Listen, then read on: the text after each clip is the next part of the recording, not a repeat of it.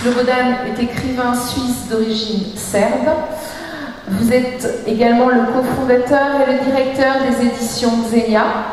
Vous êtes journaliste, écrivain, auteur notamment du Valet mystique, livre pour lequel Jean Raspail écrira n'avoir jamais lu un ouvrage contemporain d'une telle force et d'une telle hauteur de conviction. Son premier roman, plusieurs fois primé par les lecteurs, Le Miel, est paru en 2014 aux éditions Gallimard.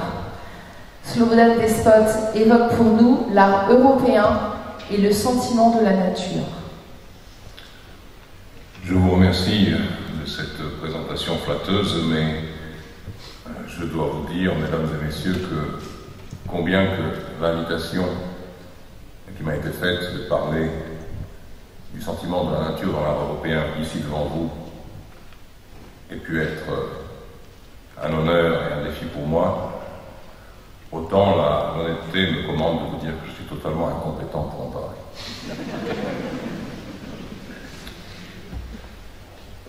Il est vrai que cette invitation, tout en évoquant les sujets les plus redoutés des baccalauréats, par leur ampleur, par l'ampleur de l'ère géographique et de l'ère conceptuelle qu'elle couvre, eh bien, cette invitation me rappelait que dans une vie antérieure, j'avais passé une licence d'histoire de l'art avant d'oublier complètement mes études universitaires que je considérais comme complètement inutiles. Je suis obligé de vous livrer ces quelques considérations personnelles pour pouvoir enchaîner ensuite sur ce qui me semble être une substitution honnête et sincère à un exposé érudit ex cathedra, qui de toute façon n'aurait pas pu rivaliser avec celui d'un penseur, d'un érudit comme Alain Delon qui m'a précédé. Donc, ce n'est pas en tant que commentateur ou qu'érudit que je vais vous parler, mais comme producteur. Je ne sais pas, il y a peut-être une chance que vous voyez apparaître un diaporama. S'il ne passe pas, ce n'est pas grave, mais enfin j'ai proposé aux organisateurs de diffuser une trentaine de photographies qui ont trait au sentiment de la nature, qui sont mes photographies, puisque je suis également photographe, je publie des livres de photographie, et qui ont soutenu, qui ont été l'appui de ma propre méditation sur la nature et sur l'art depuis l'âge de 16 ans, lorsque j'ai commencé avec un appareil photo à pellicule à tenir ce que j'appelle une photobiographie, c'est-à-dire une chronique de ma propre vie et de la vie de mon entourage en photo. Et ce qui m'a frappé dans ces 30 ans de travail, que je n'ai d'ailleurs pour l'essentiel pas du tout publié, c'est qu'un très grand nombre de ces photos étaient des représentations de la nature. Mais que très peu de ces photos, telles celle-ci, enfin, justement celle-ci n'en est pas un exemple, très peu de ces photos étaient simplement des vues de la nature. C'était plutôt des vues de l'homme dans la nature, de l'œuvre humaine, architecture, maison, signes, écriture, dans la nature. Et en me rendant compte que la nature était le sujet essentiel de mon travail de photographe, puis d'écrivain, je me suis demandé quelle était la nécessité de cette thématique-là pour quelqu'un comme moi, pour un Européen. Je me considère comme un Européen accompli puisque je suis d'origine serbe, slave, que je vis en Suisse, que le français est ma langue, j'allais dire maternelle, enfin ma langue d'usage, et que la culture et la civilisation française me sont les plus proches de tout ce dont j'ai hérité. À mes yeux donc, la nature, le rapport à la nature à travers l'art, photographie, puis roman, a été l'outil d'une révolte contre le monde moderne. Je cite à dessein le titre du livre de Julius Evola que sans doute beaucoup d'entre vous connaissent. Pourquoi une révolte contre le monde moderne? Et pourquoi la nécessité d'une telle révolte? D'abord, parce que, de nouveau, c'est subjectif, mais ça va déboucher sur d'autres choses. Et je suis quelqu'un de phobique, bourrelé de phobies, et des phobies qui sont très souvent visuelles. J'avais en tant qu'enfant la phobie des bonbonnes de gaz, des locomotives à vapeur, des armes à feu, et de tout artefact industriel. C'est comme ça. Pour moi, la nature était un refuge depuis le plus jeune âge. D'abord, comme campeur, à l'école buissonnière, c'est pas pour rien qu'elle s'appelle ainsi. Et pourquoi? Parce que c'était pour moi l'image d'une altérité radicale, un autre que moi, que l'humain, la subjectivité de la conscience humaine qui existe et qui m'impose ses lois. C'était une façon d'aller vers soi en même temps. Marcher vers soi est un essai que j'ai écrit à ce sujet. C'était pour moi une manifestation immédiate de la grâce divine, puisque je suis croyant, chrétien, orthodoxe, et un refuge face à ce monde moderne dont je vous parle.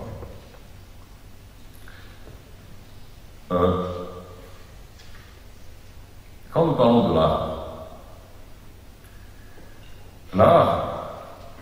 je crois que c'est une distinction très scolaire que je vais faire, mais qui est nécessaire. Ça recouvre deux choses dans nos langues bien distinctes et que nous n'avons jamais pris la peine de vraiment dissocier. L'art, c'est à la fois l'artisanat, la technique, c'est-à-dire la façon de faire, une habileté humaine consistant à savoir faire des outils, imiter la nature, se substituer à elle au besoin.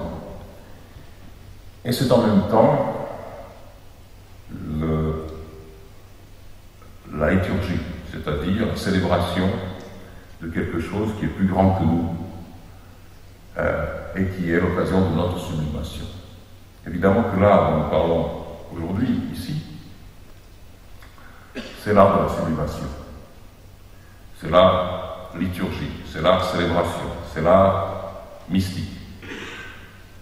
Mais l'art, au sens technique, c'est en revanche tout le contexte qui nous entoure. L'art en tant que technique, dans l'évolution de notre civilisation européenne, a largement supplanté l'art liturgique.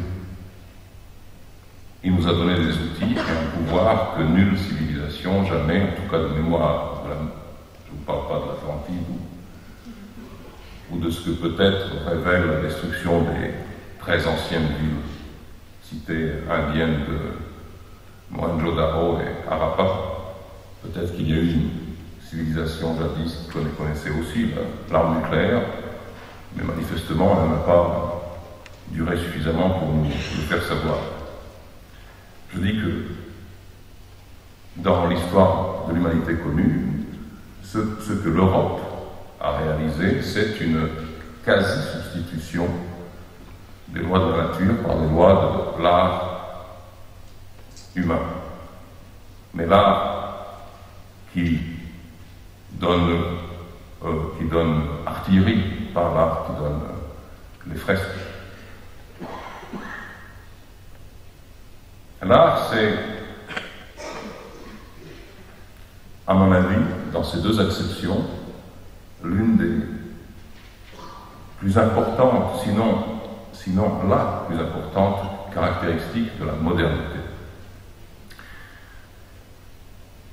Le sujet donc dont nous occupons aujourd'hui est doublement pertinent, doublement intéressant. L'art européen, c'est à la fois une contribution à l'histoire universelle des formes, qui comprend l'Égypte, qui comprend l'Inde, qui comprend l'Océanie, qui comprend l'Amérique du Sud. Et c'est aussi une contribution tout à fait singulière à quelque chose qui était en germe dans toutes les civilisations probablement, mais que seule la civilisation européenne a mené à son terme, à savoir une élimination quasi totale, en tout cas une volonté d'élimination quasi totale de la part providentielle dans notre existence, à savoir la part incontrôlable par nous, et sa substitution par une ingénierie. Cette ingénierie, ça a été l'administration du blé et de l'eau en Mésopotamie, ça a été les aqueducs chez les Romains, ça a été l'architecture,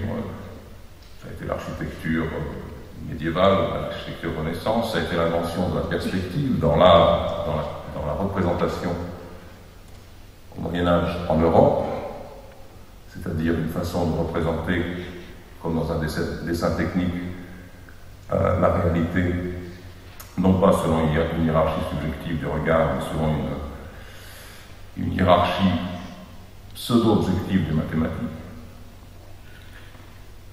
Et donc, cette ingénierie a simplement poursuivi son chemin avec le développement des armes, avec le développement de l'éthique spécifique liée aux armes et qui va instiller dans nos têtes l'idée que la fin justifie les moyens et que celui qui a les meilleurs moyens, les plus puissants, les plus destructeurs, finira par avoir raison.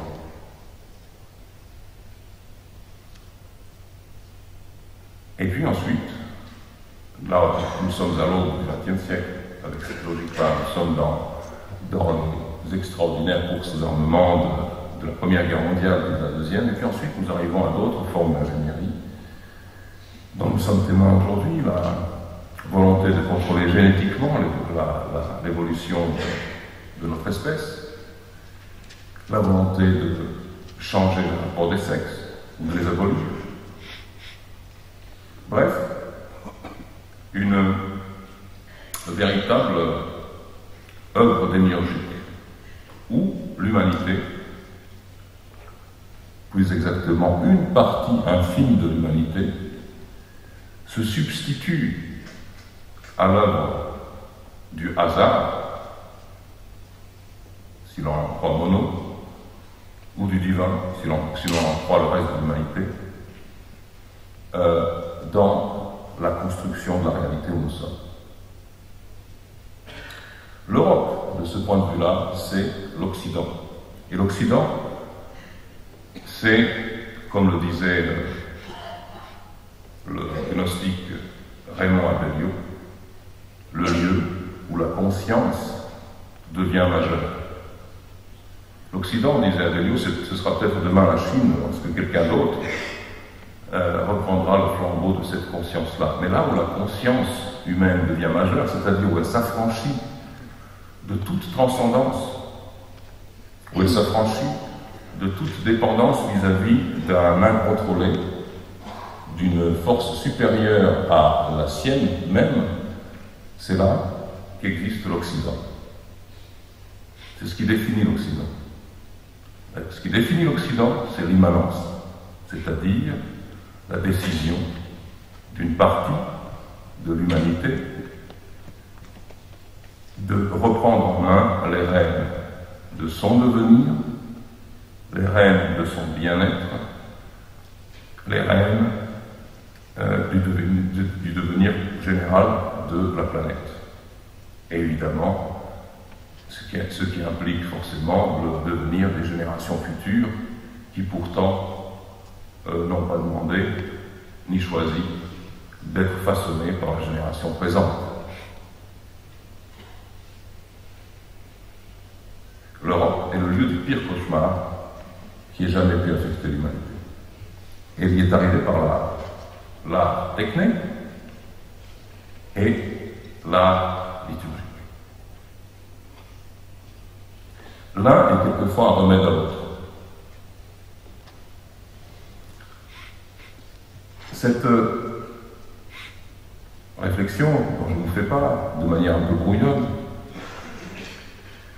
elle repose sur 30 ans de travail photographique, également littéraire, mais ça c'est récent, où je me suis demandé quelle est la place que nous occupons et pourquoi voulons-nous changer de place à l'intérieur du paysage que nous voyons autour de nous. Qu'est-ce qui nous autorise à nous substituer à l'englobant?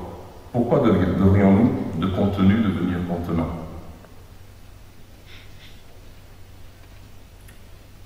Dans un livre capital, à mon avis, de l'auteur anglais C.S. Lewis, l'auteur des Chroniques de Narnia, que tous les jeunes connaissent, un livre qui est très court et qui s'intitule L'abolition de l'homme, il y a une réflexion de 60 pages environ, mais extrêmement dense, et qui part des a priori que notre époque, c'est-à-dire la sienne, c'est-à-dire le 19e, 20e siècle débutant, entretient sur l'art. Les auteurs d'un manuel scolaire commentent une scène relatée dans un livre où deux femmes promeneuses touristes arrivent devant une cascade et l'une d'entre elles dit « Ceci est sublime ». Cette cascade. Et l'autre dit « Oui, je trouve le lieu agréable », en gros, je cite de mémoire. Et C.S. Lewis, donc, commentant les commentateurs de cette scène, qui sont des auteurs de manuels de littérature pour les classes terminales, l'équivalent des classes terminales en Angleterre, il nous dit ceci. Voilà, que nous disent les représentants de la pensée dominante? Ils nous disent ceci. La femme qui dit ceci est sublime est dans l'illusion, car rien n'est sublime en dehors de son jugement. Tandis que celle qui dit je trouve ça plutôt bien, elle est honnête. Elle ne peut dire sur la réalité que son propre sentiment du moment. Autrement dit,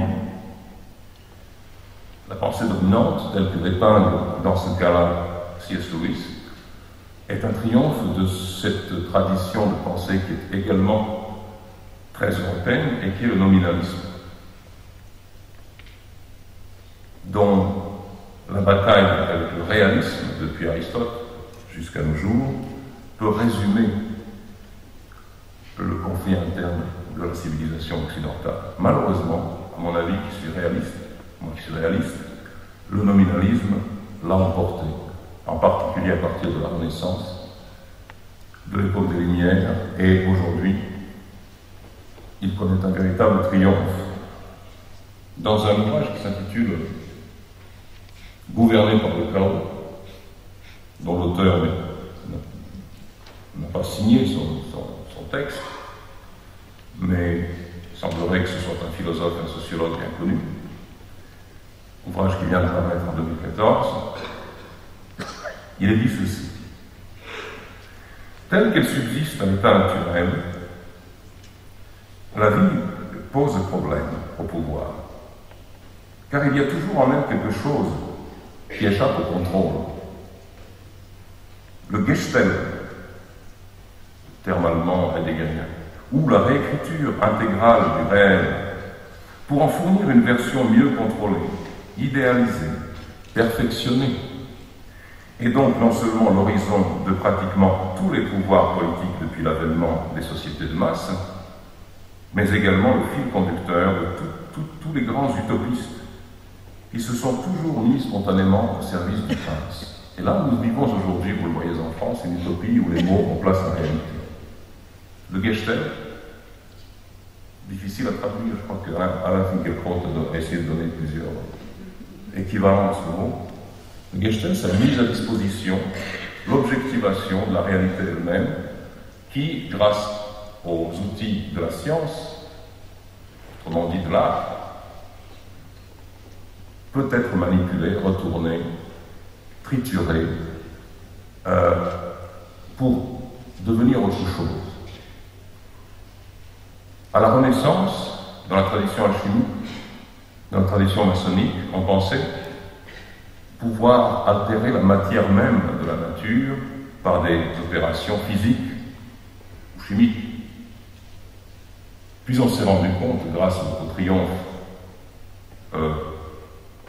dévastateur du nominalisme, notamment dans les traditions universitaires, qu'il n'y avait pas besoin du tout d'intervenir sur la matière physique de la nature elle-même, la réalité.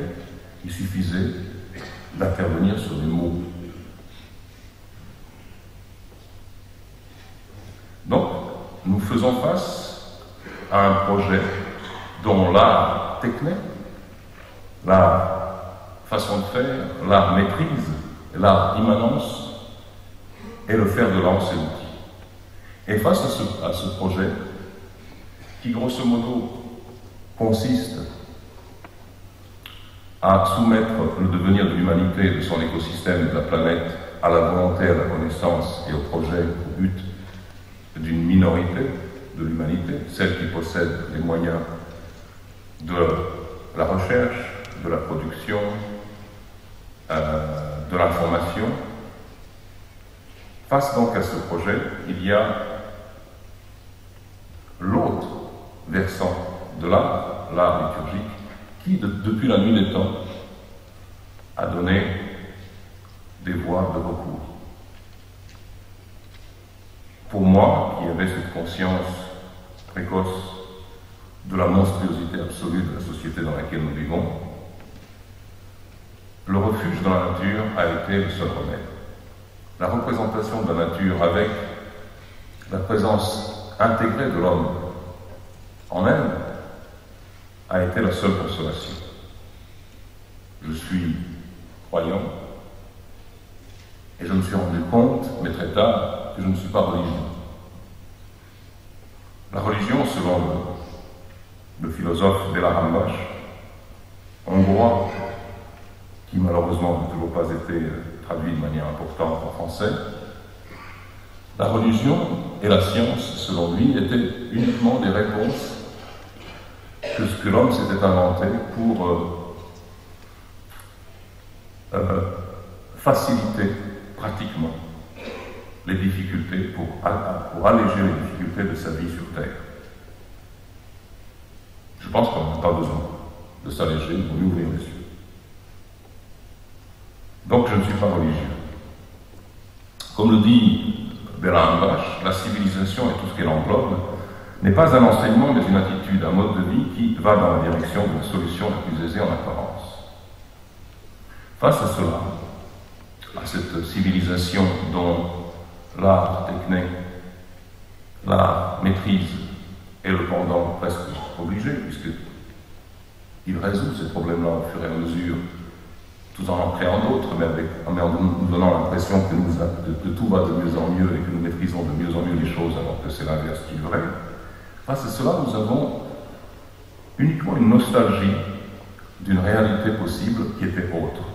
La nostalgie de ce que les penseurs de la tradition, comme René Guénon, appellent l'état primordial.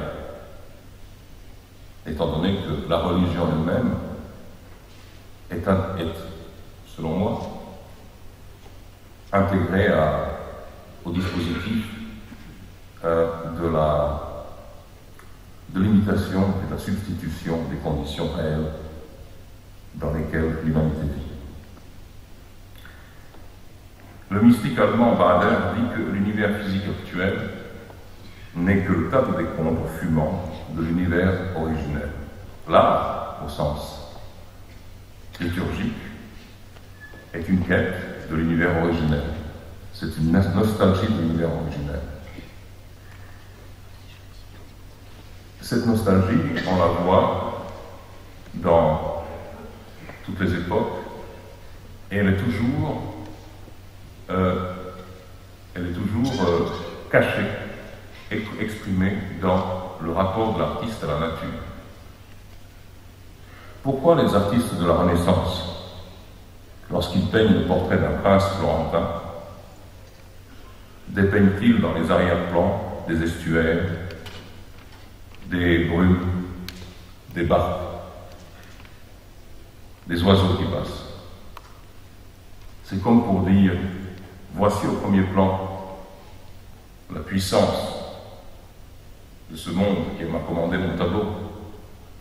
Regardez comme il est beau, comme je l'ai bien représenté, il va me payer cher parce que je l'ai rajeuni, aminci, je lui ai donné un œil de faucon alors qu'il est bigleux. Mais derrière lui, j'ai placé l'immuable. Et c'est l'immuable qui m'intéresse.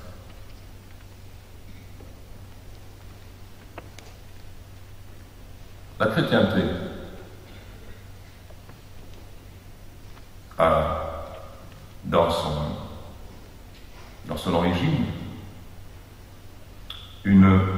un message, je le dis comme c'est très, très personnel, mais je partage ce point de vue de nouveau avec Della Rambache qui a publié un énorme travail, un très grand livre qui s'intitule Scientia Sacra, sur la transmission des connaissances d'avant ce qu'on pourrait appeler le Kali Yuga, c'est-à-dire entrer dans une période de divorce avec la nature et du divorce de l'homme avec soi-même. La chrétienté, donc, avait, dans la parole du Christ, un message qui est une révélation immédiate, sans besoin de religion, de tout l'enseignement que porte la tradition, à savoir le royaume que nous cherchons, dont nous avons la nostalgie, n'est à la fois pas de ce monde et à la fois il est en nous. C'est l'Advaita des hindous. Advaita, le nom du être. Ce n'est pas ailleurs, c'est en nous, mais ce n'est pas là. Il faut y entrer. Tout artiste, dans ses rapports avec la nature, réalise l'Advaita. Il intègre l'homme, le regard de l'homme, votre regard, dans une nature reconstituée dont vous sentez faire partie comme vous l'étiez originellement, et non comme l'ingénieur au sens du manipulateur de la nature, qui considère cette nature comme un Gestell, c'est-à-dire comme une matière malléable mise à disposition. Vous êtes dans un tableau, face à un tableau, vous êtes dans l'adoration, vous êtes dans la présence totale, vous êtes dans l'Advaita, dans le nom du être.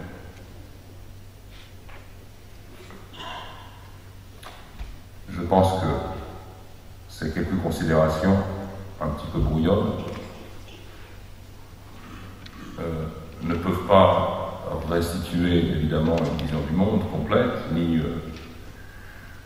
comment vous dire cela, ni autre chose, vous livrer autre chose qu'une appréciation subjective du sujet. Mais étant producteur plutôt que glosateur, étant dans l'expérience plutôt que dans le concept, je ne pouvais pas faire autrement que d'essayer de ramener en parole des choses qu'il m'est beaucoup plus facile d'exprimer par les photographies. Quoi qu'il en soit, il me semble que l'époque où nous vivons, en particulier les 10 ou 20 dernières années, curieusement, mon ami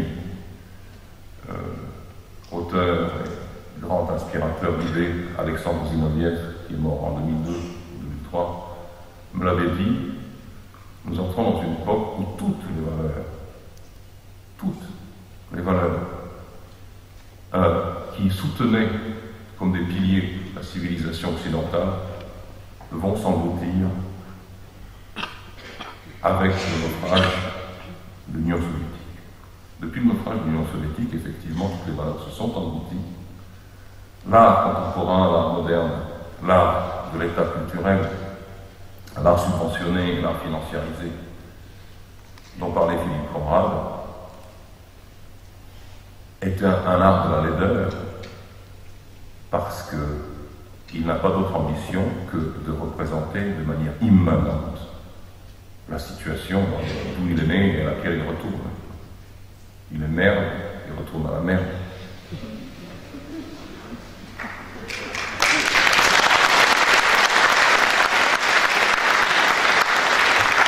Et il représente la merde. En revanche, l'art qui ne compose pas avec cette coprophagie, qui regarde des horizons qui n'ont jamais changé, il existe aujourd'hui encore. En particulier, il existe beaucoup de peintres, il existe des écrivains, il existe des poètes qui ont cet horizon-là devant les yeux. Et il incarne exactement la même lutte, exactement la même espérance, apolitique, areligieuse. Si j'ose me permettre, intellectuelle, que celle